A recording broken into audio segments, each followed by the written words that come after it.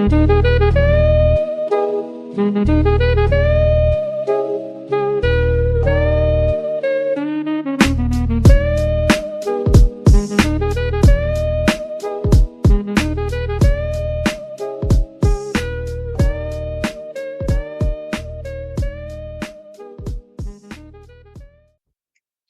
poppin'? What's poppin'? How's everybody doing?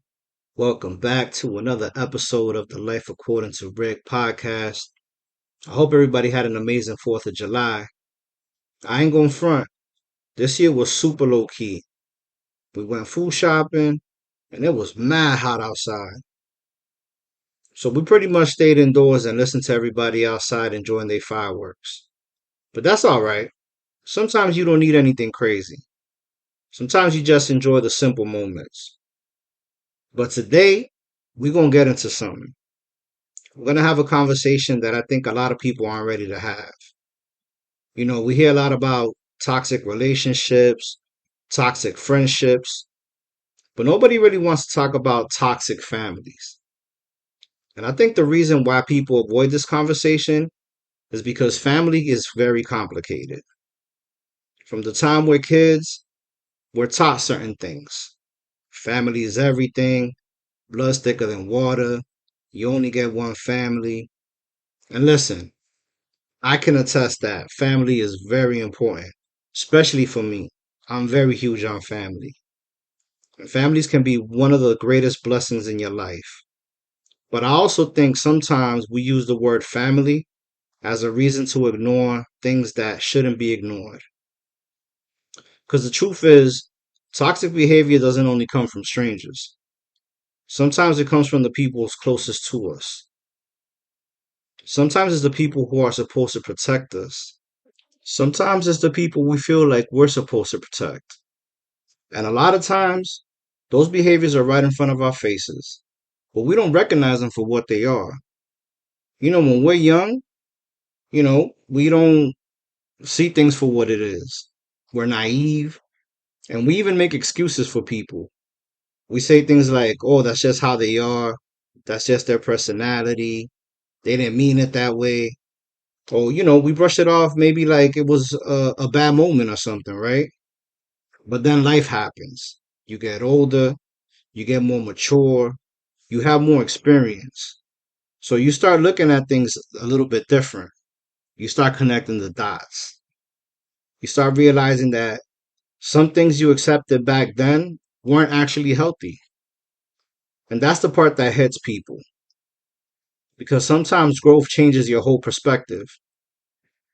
Now, here's the question I want to ask. Why are we so quick to cut off toxic friendships or even leave toxic relationships?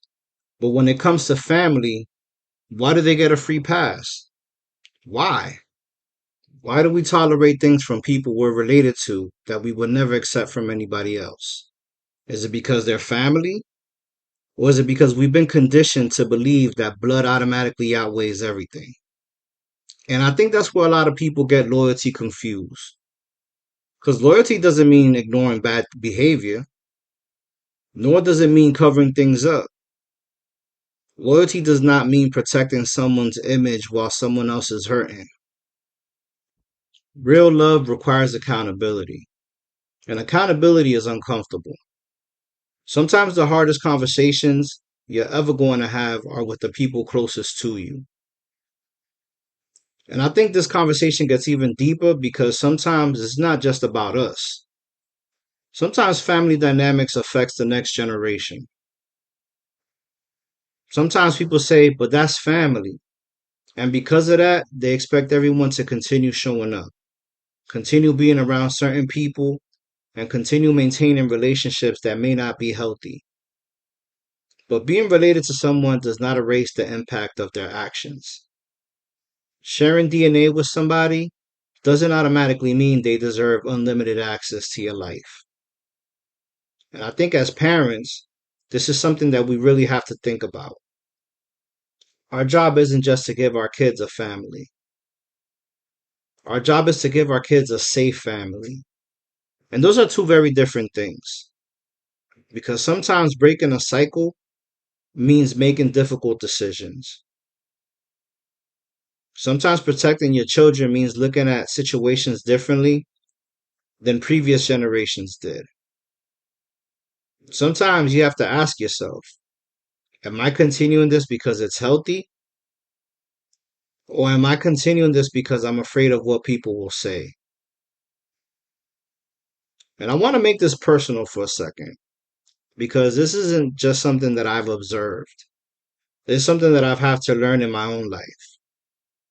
There came a point in time where I had to set boundaries with my own mother. And I'm going to tell you, that's not an easy thing. Nobody grows up thinking one day they're going to have to create distance from their own parent. That's not something anybody wants. Because no matter what happens, there's always a part of you that hopes. You hope for things to change.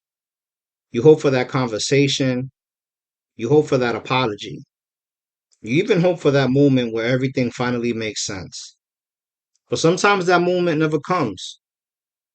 And in my situation, up until her last moments, we never got that closure. We'll never know if things would have changed, or even if things would have been different. We'll never know if we would have gotten to that place where everything could have been repaired. But that was the choice I was willing to make. Because at some point, I had to ask myself, am I holding on to hope or am I holding on to pain? And choosing peace doesn't mean you don't love someone, nor does it mean you don't care.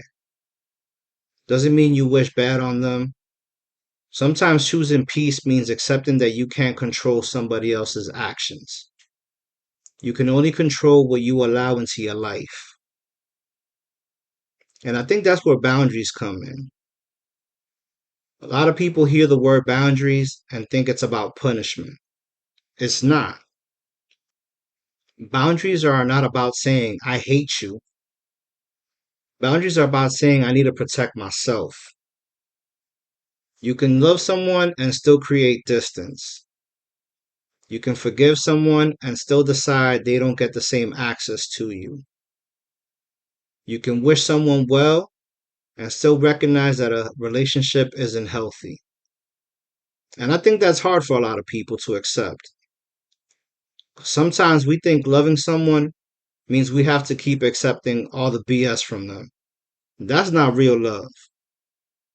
Sometimes love also means honesty. It means accountability. Sometimes love even means admitting something isn't right. Now, I don't want anybody to hear this episode and think that the message is cut everybody off, because that's not what I'm saying. Life is very complicated. People make mistakes, and people can grow, and they can also change for the better. But we also have to stop ignoring patterns. We have to stop making excuses for things that continue hurting us. And we have to stop sacrificing our peace just to keep other people comfortable. Because at the end of the day, the family you were born into may shape you, but the family you create is where you get to make a difference. You get to decide what kind of husband you are, what kind of father you are, and what kind of environment you create. What kind of legacy you leave behind. And sometimes the strongest thing you can do isn't holding on to something that hurts you. Sometimes the strongest thing you can do is break the cycle. So if you're listening to this and you've been struggling with setting boundaries with family, I want you to remember this one thing. You are not a bad person for protecting your peace, nor are you selfish for wanting healthier relationships. You are not wrong for wanting accountability. Family should be about love, should be about respect, and it should be about support. And it should definitely be about accountability. Because family just isn't about blood. It's about how people treat you. This is Life According to Rick. I'll catch you on the next one.